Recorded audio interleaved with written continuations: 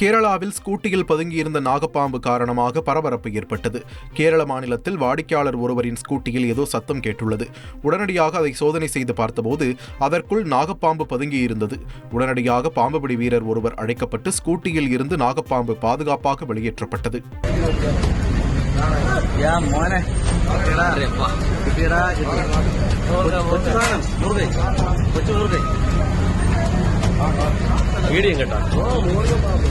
மத்தியில் ஆளும் பாஜக அரசு வக்பு சட்ட திருத்த மசோதா விவகாரத்தில் நாடகமாடுகிறது என்று திமுக துணை பொதுச் செயலாளர் ராசா குற்றம் சாட்டியுள்ளார்.